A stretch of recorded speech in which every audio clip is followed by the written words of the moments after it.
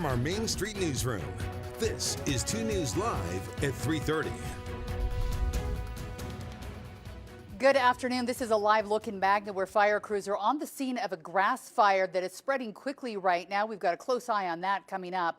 Plus, we're also following an Ogden officer who was driving around and around in circles, why it is sparking so much criticism and what he was actually doing at the time.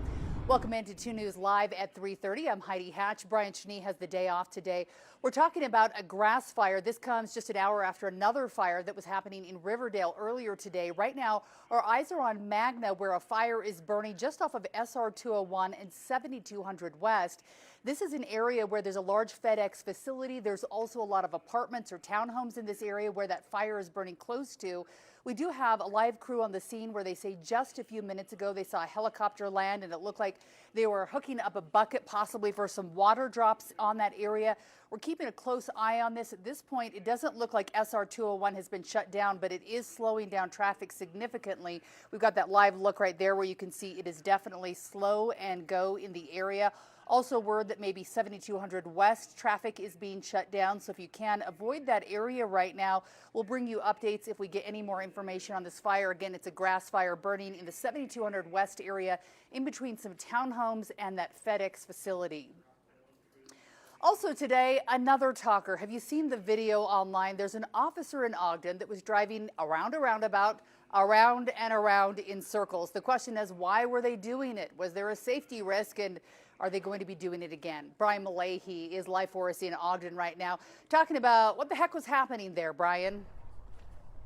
This gives new meaning to the term O-Town. Here is the roundabout. And yeah, the officer in a patrol car was going round and around. This was a training officer who had a new recruit in the car with him.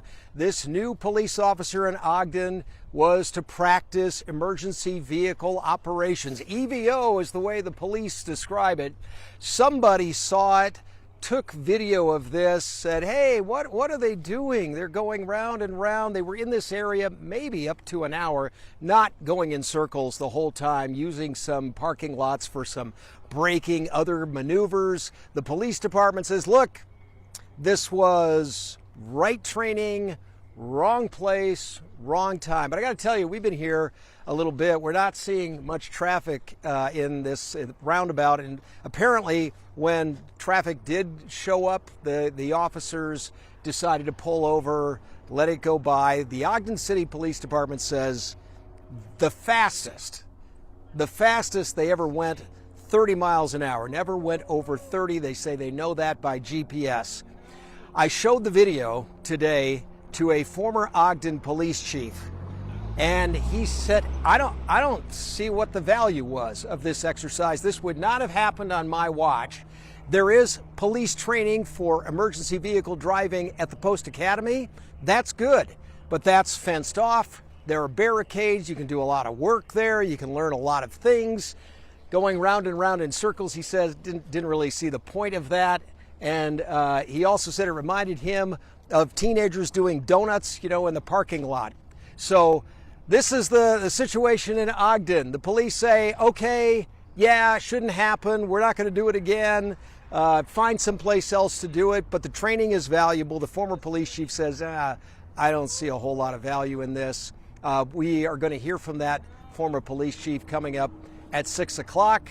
And we'll also hear from Ogden Police, the official response to all of our questions about what was not really a merry-go-round. It was more of a round and round that caught a lot of attention and sparked some online buzz. That's coming up at 6. Live in Ogden, Brian Malahy, KUTV 2 News.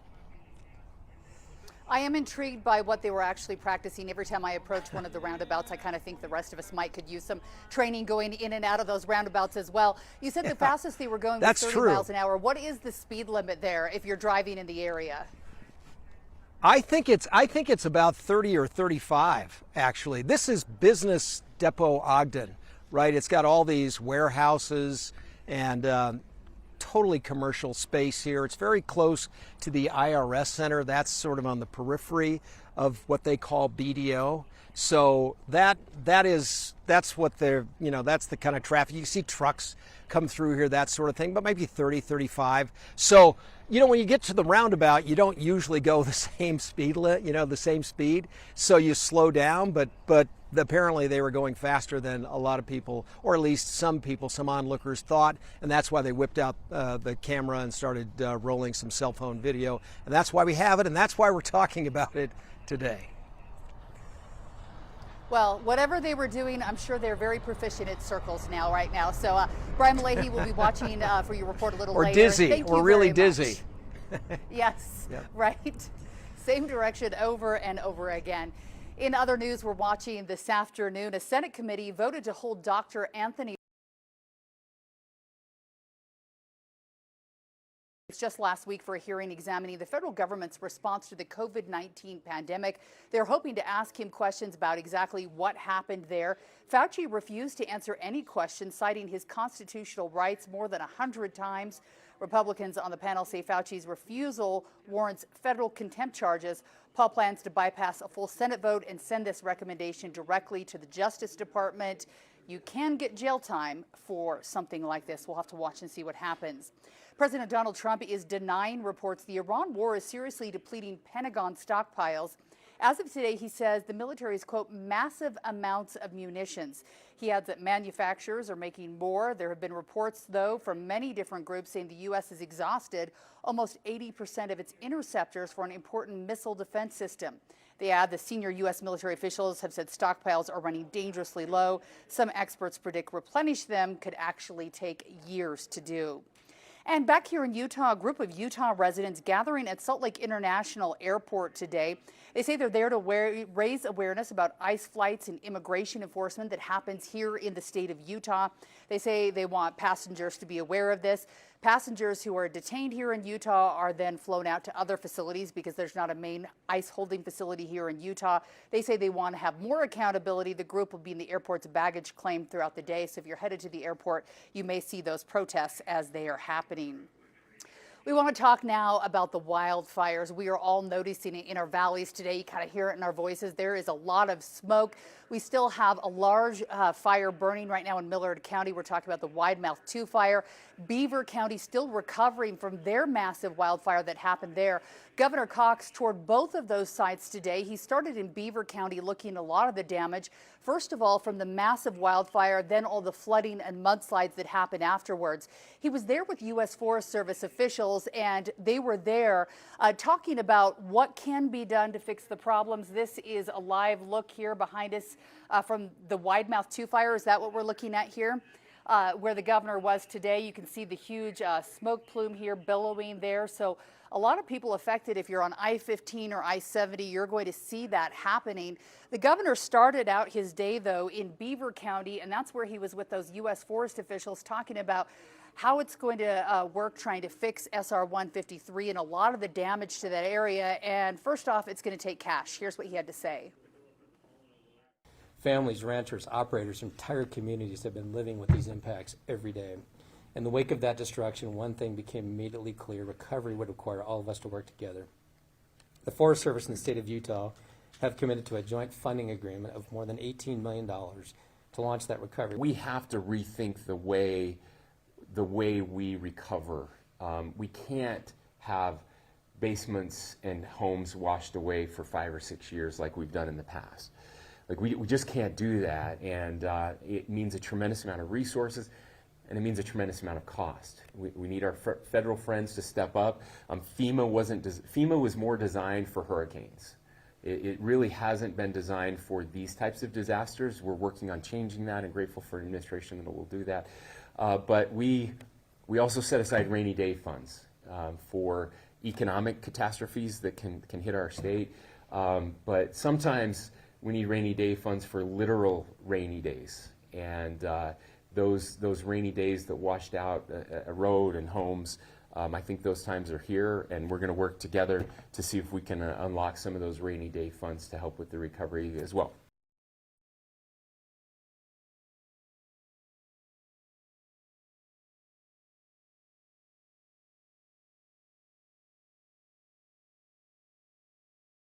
Again, that was Governor Cox, and he was down there earlier today near that cottonwood burn scar in Beaver County. This is a look near Millard County and Kanash, where we're seeing the huge smoke plume still from the Widemouth 2 fire growing in size by the day. I think we're getting dangerously close to 500,000 acres across the state burned just this year during the fire season.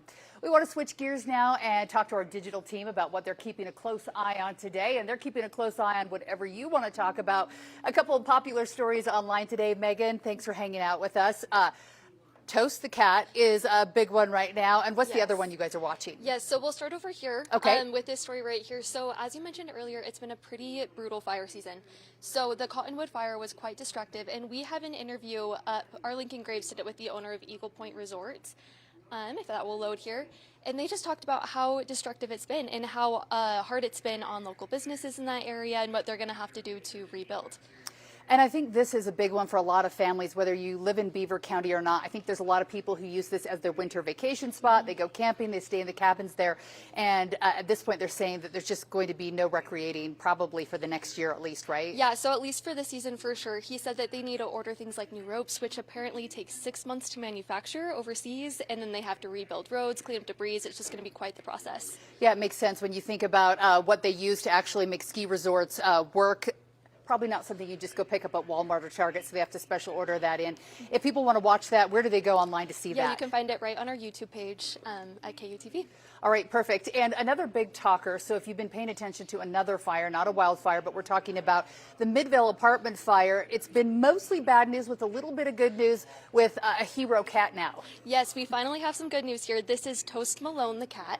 He looks a little grumpy here, but I think he was pretty happy to not be burned. He was found alive a couple days after the fire broke out, and they were able to reunite him with his family. So they said it was a pretty emotional reunion. But some good news there. I'm super excited to hear he has a last name, because when they said Toast was safe from the fire, I was like, Toast is not Toast. That's good news. Yes. But Toast has a last name, so he's Toast Malone. Yes. Do we know where he got that name from? You know, I don't actually, but that would be a good question to ask. We need to find that out. It's a good one, and I was looking at the GoFundMe for this couple. The gentleman holding the cat here, newly engaged, and the apartment they were living in, they lost everything inside, and so they were getting ready for their wedding, and now it's all gone. So they've got the cat, now they just need everything else. Yes, at least they've got the cat. Yeah. All right. Megan, thank you. You can always find these stories on KUTV.com if you want to see what's trending online.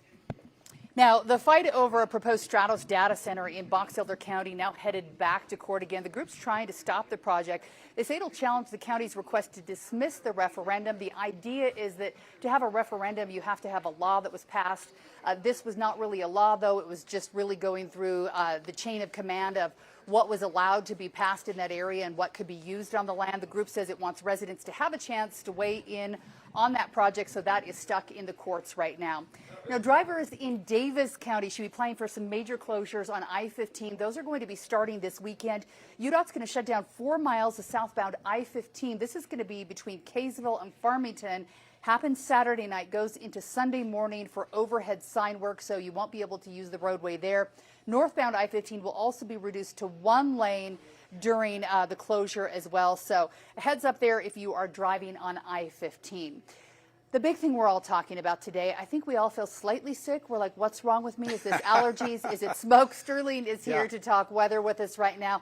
And it's still nasty out there for most of us. You wake up in the morning and you're just packed full of stuff, and their sinuses are giving you problems, and that is because of the smoke. And we expect that smoke to continue over the next couple of days. We're still going to see moderate air quality, and the winds are going to be coming in the upper levels of the atmosphere, coming out of the west to northwest, and that is the problem. Once we get that high pressure to move a little bit to the east of us, then we'll start to see a more southerly flow across the region, and that is going to give us a little bit better air quality. What we're looking at right now is we do have some thunderstorm activity in southern Utah, and some of that moisture will start to move toward the north and give us a little better chance of getting a little breath of fresh air. So we're waiting for that, but it's going to be a slow process. I think we'd all like to clean out the air, but every time we get these monsoon storms, it comes with the danger of lightning as well, and some of these big fires we have are burning because of lightning. So that's right. Double-edged sword here. Well, there's a lot of fires off to our northwest, and that's where most of this smoke is coming from. And coming up on 2 News at 4, Jamie McGriff is going to talk a little bit about inside your house and how that's affecting air quality there too as well. Yeah, I think we're all feeling it right now. That's Glad you're right. with us today, Yep. Sterling. All right, we'll Nice see to you in be just here. a little Yep. bit. Well, coming up here, a lot of conversations going on right now about our kids riding electric bikes and scooters. It comes after two 13-year-old girls were killed just yesterday. We're going to be talking about some of those policies and practices and parents and how you can educate your children and also be better drivers as well. That's coming up.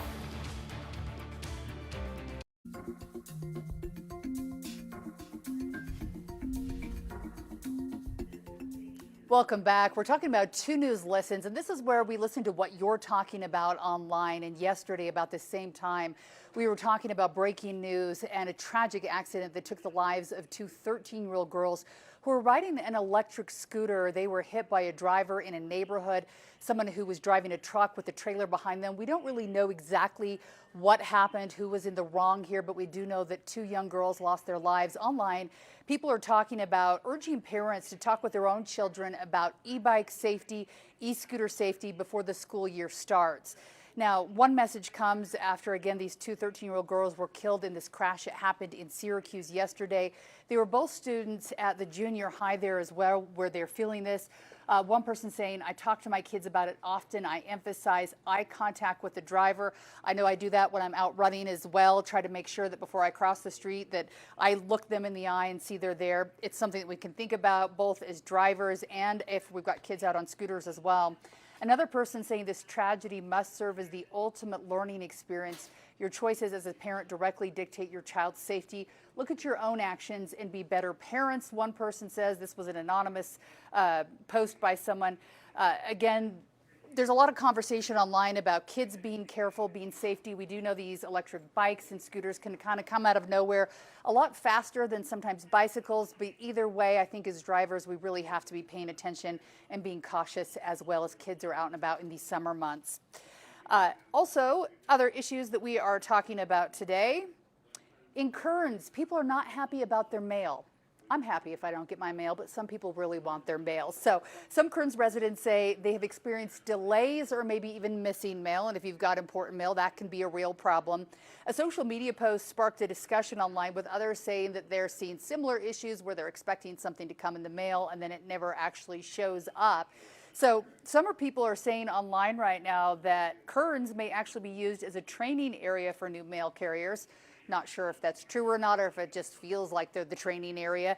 But people are concerned that maybe because people are getting trained, that their mail's getting lost or not coming to them on time.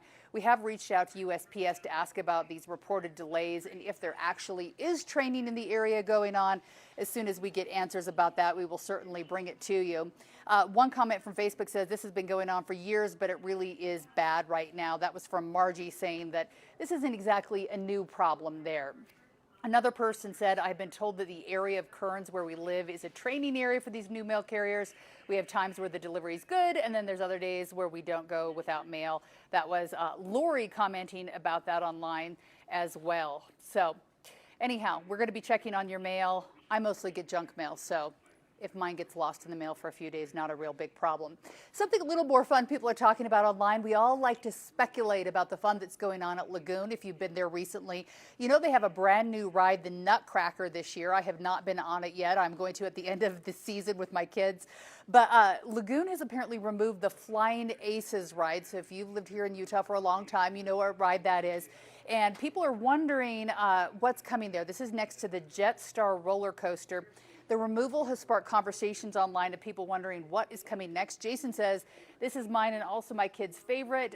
Rianne says, I've heard it's being refurbished and relocated. So the question is, are they moving it someplace else and keeping it as a favorite, or will it be replaced by something new and exciting? That we don't know. Some fans say that they think that something better is coming. I looked online right before the newscast. I didn't see any new announcements coming from Lagoon about new rides coming in, but we'll keep close tabs on that. I do know if you're looking for a deal, you can go on Tuesday afternoons after 2 p.m. and it's a 2-for-1 ticket. So you can go there and ride the Nutcracker and all the new fun rides that are going on right now out there.